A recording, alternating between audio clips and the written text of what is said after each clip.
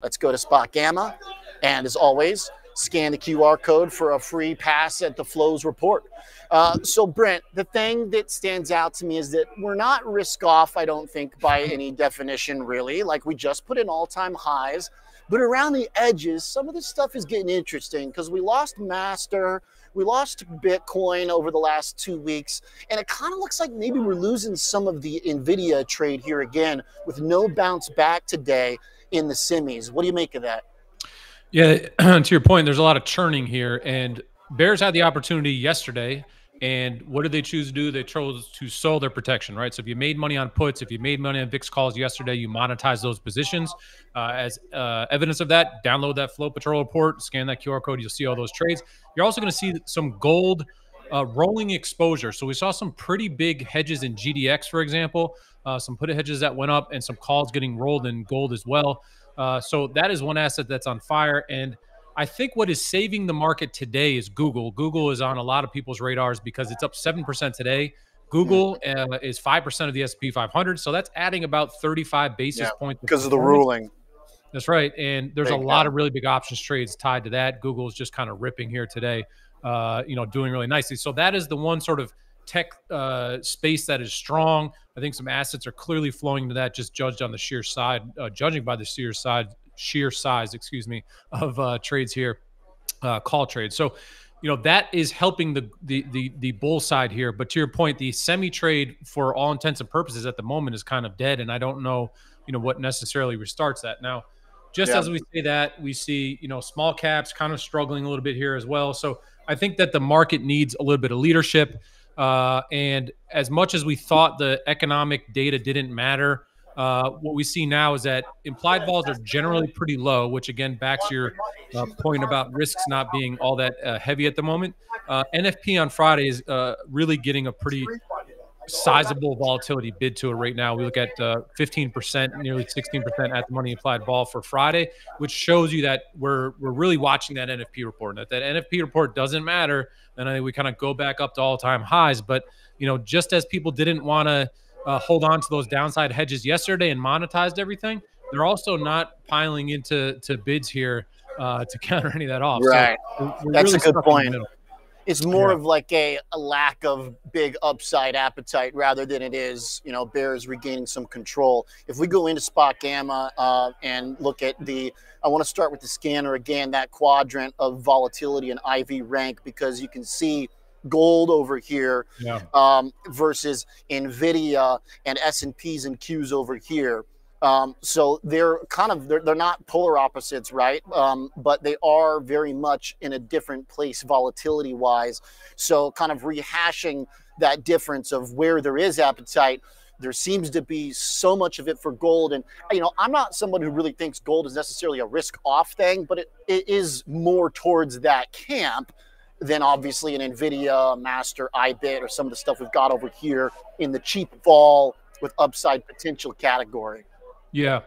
And, right now, gold is the only thing that seems to really be having that consistent bid. Now, the higher we go on that grid, the more vertical we go, I think the more you got to be concerned that we're overbought. I'm expecting tomorrow we probably enter sort of an overbought condition, which is just people, there's a lot of momentum traders. So there's the fundamental macro idea of, hey, we should buy gold because of, whatever uncertainty you're trying to hedge or whatever the dynamics are. And then there's the momentum traders, right? And the momentum traders will tend to shift things into overbought category, right? And so if that implied vol rank moves up just a little bit higher, then I suspect that we'll see a short-term top in gold. The performance has been unbelievable. I'm not trying to say it's an all-time top, but, look, we could see a high, put in a high that lasts for a couple of weeks if that implied vol just shifts a little bit higher. And again, today I suspect that'll be the case. Now, in regard to that cheap downside, it's very cheap to buy QQQ calls, spider calls, whatever it may be. So even if you don't like that upside, buying calls or call spreads at the moment, quite cheap. You could also say that about the downside, right? Like that implied vol is still pretty cheap. Yes, puts are expensive relative to calls, which is why those dots show up on the left. But I would suggest, hey, look, put spreads solves your downside concern. Calls are really great for your upside concern. And so it's really quite cheap to play in the option sandbox right now. So that's important, because if you still have an optimistic bias, then it's pretty cheap to buy the upside on the tech stuff. Whereas it also speaks to the conviction in gold, by the way, because it's expensive to get upside in gold right now. Yeah, 100%. And if you go to the tape, which is one icon above there, I just want to show you some of the big trades going on today. So just scroll Okay. up one. There you go. Yep. Got it. And open that tray. And this is showing you the sum of trades and individual largest trades on the day. And look at that on the left. You see GLD putting up 1.1 million calls today. That's really large. As I mentioned yesterday on the show, anything above a million in something that's not, QQQ, Tesla, NVIDIA is really large. So Google, huge volume. Gold, huge volume. And not farther down on that list there, you see the other Google product, which is GOG, right? So, you can see where that volume is really concentrating. And then all the way on the right, you see the largest trades on the day. And there are just some massive dollar notionals going up in GLD, huge trades again in GDX, as I mentioned Wow, before. It's all over. Gold is dominating over here. Yeah, exactly. And then a couple of, sizable Google trades there as well. So, you kind of have these two really big trades that are showing where the risk appetite is.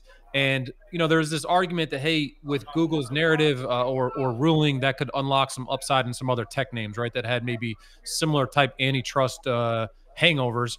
And so maybe this sparks a little bit of rotation out of pure semis into some of these other, mega cap names. Tesla obviously doing Tesla's up there. I know Pete's got something on Tesla for us, so that lines up. Tesla definitely showing up here in a pretty big way. Your point too, Google at 1.6 million, kind of holding up the market here generally today. Yeah, and that bid really faded. I mean, just to talk about what happened today, we saw the market here's the intraday look. I mean, fading basically since 11 a.m. And what was up there at 64.50, you can see those kind of ghost candles. We've been talking about this every day. There's a huge zero DTE condor trade. You can see it right there. You're hovering over it. We went up, we tagged that level, and since then there's just been a real lack of bids. We've really just been kind of drifting south. And so, I look at that opening high today as the Google kind of blow off that really lifted everything. That stuff is all kind of getting monetized, and I guess we're going to need to see not just NFP tomorrow, but we have ISM coming up as well. Tomorrow morning and the NFP on Friday, excuse me. So, if those data points pass in a benign way, then vol can contract. And I think then we can kind of go back towards this 6,500 level into September OPEX. But this is admittedly a little bit softer than I think bulls would want to feel. Because if we lose that 6,400 level again, then I think we have to start refocusing on downside, particularly if there's a bad data point that's associated with it. So the trap door opens below 64-ish. This purple haze down here supposed to be some support. That's right. That blue purple area is support. That is positive gamma, we call that. And then you can see the other side of that short dated trade. There's a condor there. So that big condor trade that you see on the left, that's that kind of blue candle, purple candle, that goes away today. And just like on yesterday, we broke 6,400 and we hit the escape hatch, right? We went right down to 6,350. And what did people do? They sold big October S&P positions. They sold VIX calls, and they bought zero DTE calls, right? So we bid right back up. So that was a very quick response, right, to that downside. That kind of kick saved things. I don't know that kick save would come through if it's like, a poor ISM print or a bad jobs print. That addition of bad data to sort of really destroy the bullish narrative, I think, could mean that downside has a little bit more teeth. So above 6,400, I'm watching, but under 6,400, I'm probably looking to short the market and have that downside exposure. Okay, so that's interesting. I mean, this is now going, you're saying if we start to bleed through too far, then it might be worth actually positioning for downside. Now, we talked about how the calls are cheap. Is there some room here too? I mean, VIX right now is what, 17? So I imagine puts can't be too expensive. No, as we showed on that scanner grid there before, the Qs and the spiders are all the way to the left on that grid, which tells us that puts are expensive to call. So that's one feature of implied vol, right? But overall, IV is low. And so when you have low implied vol, that generally suggests that options are cheap, right? They're not that expensive to trade. And so what I like here is put spreads. We've been pitching at SpotGamma.com deep out of the money put flies, because I do think if this thing breaks, it could break violently, right? And then you could roll into this dynamic where you don't really get, a savings until September OPEX, right? So if we lose that 6,400, I start to look at like 6,175 as like the major level where this thing could exhaust. And for that, you look at, 100-point wide, deep out of the money put flies, and the S&P is very cheap at the moment, right? So there's always very interesting hedges you could put on for not very much at all. And I think that's what's really nice about this moment is like, you may want to be short the market. You can add some calls to hedge that right tail. you may still want to be in bullish mode, but downside protection at the moment is still pretty cheap. And vol will jump. As we saw yesterday, the VIX really popped strongly, right? It was around 15 and went to 1925 in a heartbeat yesterday. And so I think that's still the same dynamic where you break 6,400, that negative gamma draws dealer hedging flows to short the market. Vol all of a sudden wakes up and really starts to spike. You see the VIX head towards 20, and that's where things can get, really pretty nasty, where you start to see, 1, 2, 3% down days, in that kind of sub 6,400 area. So, that risk absolutely lurks. And again, it's pretty cheap to hedge. There's some pretty simple ways you can play, again, both tails at this moment. Right. And I think playing those tails is warranted. And the last point here, Brent, is the volatility cost. Does it look more affordable at the index level than it does trying to go for some of the weaker specific names like an NVIDIA or an SMH or a Master right now? I think so, because unless you have a single stock story or narrative, around semis or around MicroStrategy or whatever, then I think it's better to short the S&P or short the Qs if you want that downside protection, because if the market goes down, you're going to get some protection, right? You play in an individual name, you have some idiosyncratic risk, and the price of options right now in the S&P, in the NASDAQ, is pretty cheap, right? If those options were expensive, i.e. S&P or NASDAQ were expensive, and you could short NVIDIA or buy NVIDIA puts for cheaper, well, then maybe there's a reason to go and do that. But for the moment, SPY, Qs, NDX, all cheap, easy to go grab that protection and hedge out, whatever macro-ish, i.e., higher term equity risk there is. If you buy NVIDIA and it doesn't go down as much as the rest of the market, then you have that, again, idiosyncratic risk, and that's the thing I don't think you want in a hedge. Fair enough. Fair enough. It is the one that's weakening right now, but that's kind of that's how it works, right? That's the trade-off. If you go for the stuff that already looks weak, it's going to be a little bit more costly.